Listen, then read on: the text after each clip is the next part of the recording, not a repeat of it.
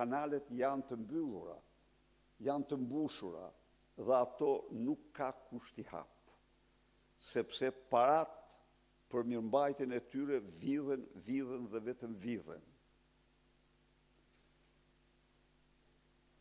U bën virale në Shqipëri dhe në mbar Evropën pamjet e rrugës sapo inauguruar të rrugës Qukës-Qafë-Ploç, pamjet e rrugës Kardhiq-Delvin, pamjet e rrugës Arbrit, pamjet e rrugës Korç-Ersek, veprat e vetme, të gjitha të inauguruara vitin e kaluar, ose gjatë këtij viti. Pra, pas një periudhe shumë të shkurtër inaugurimi, u shembën njëra pas tjetrës. Ndërkohë, skarpatet shumë herë më problematike, më të larta, se këto që u shembën të ngritura, skarpatet ngritura 15 vite më parë në rrugën e Kombit, në autostradën Levan-Tepelen, në autostradën Tepelen-Gjirokastër,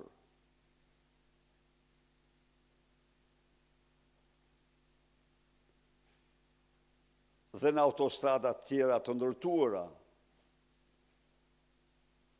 13-15 vite më parë, skarpatat nuk kanë lëvizur.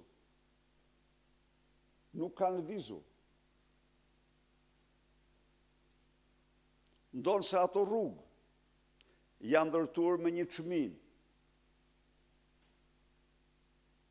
nga 6 gjerë në 10 herë më të lirë se sa këto që shemben.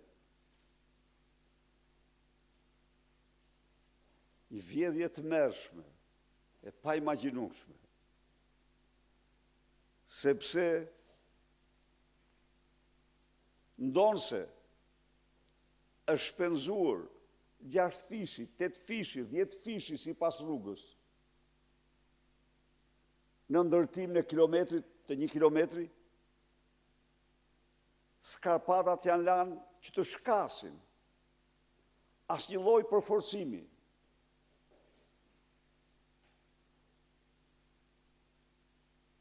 I këtyre skarpatave, skarpatat janë pjesë thelbësore, për të mos thënë herëherë dhe më rëndësishme, se vetë trasea, unë rikujtoj ju këtu, se vetëm përforcimi i skarpatave të rrugës Tepelen-Gjirokastër ka marrë 2 vite.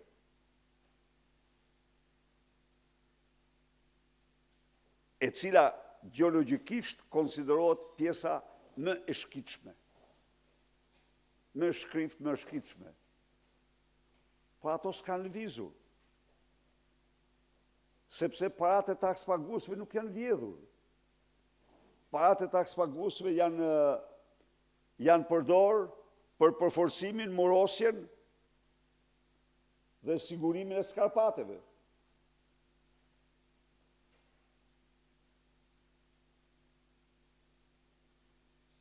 Narkoqeveria është gjumë.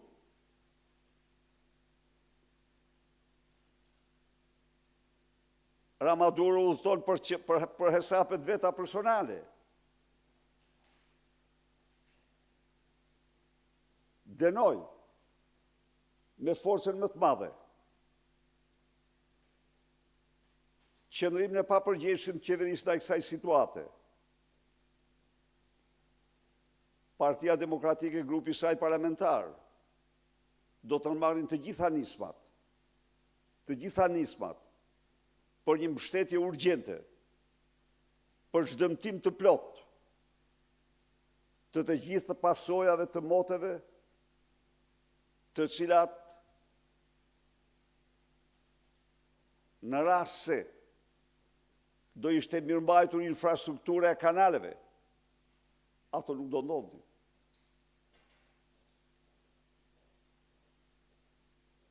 Cili do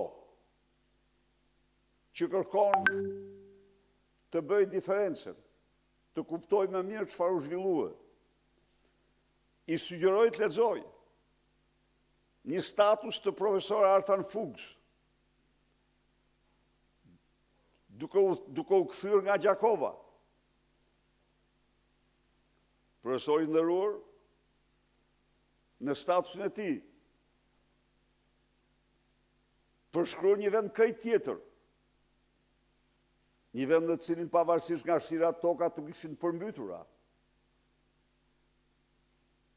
një vend në cilin kudo dukeshin mjetet makineritë e prodhimit e punimit bujqësor,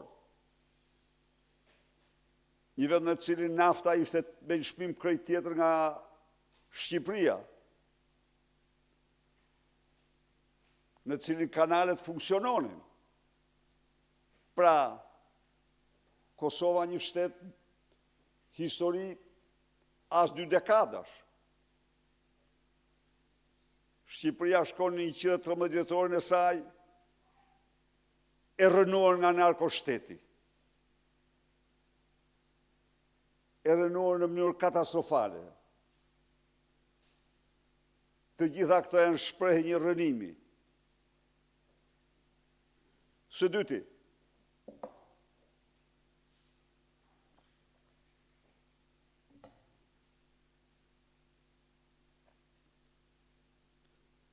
çështja Rama Balluku është unike në Europë. Sallat me maka.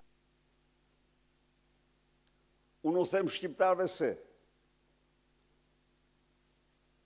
prokuroria dhe gjykata kanë përdorur masat më lehtësuese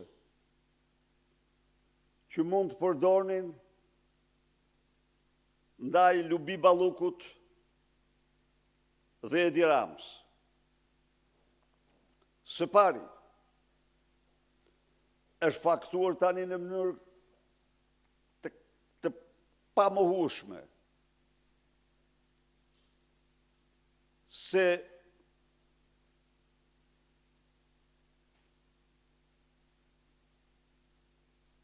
çdo akt, çdo veprim i Lubi Ballukut për tunelin e Llogaras është i diktuar nga Edi Rama. Dhe prokuroria jo vetëm që s'ka ngritur akuzë, por po e lejon atë të bëjë gjithçka për të penguar hetimin, për të prish provat, për të mbrojtur Belinda Ballukun në fakt veten e tij. Së dyti, prokuroria ka qenë lehtësuese, sepse cili do që lexon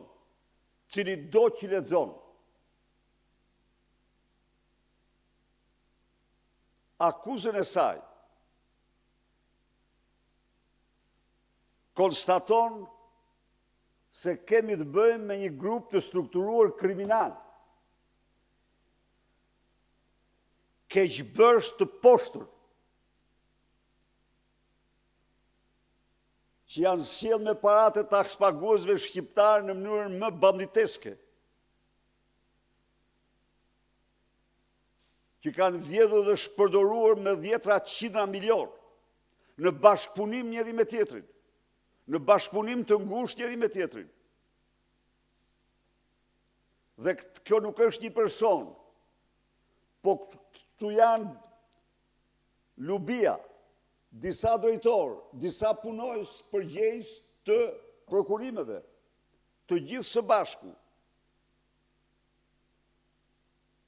Dhe prokuroria heziton t'i quaj ata si që janë, grupi strukturur kriminal ose organizat kriminale, me dame kolosale për qytetarët shqiptarë. Ju do të dini se vetëm me tunelin e Llogaras janë vjedhur 97 milion euro të pasërta. Po unë ju them ju se me unazën e Tiranës, janë vjedhur të pasërta 320 milion euro. Me unazën e Tiranës, janë vjedhur të pasërta 320 milion euro.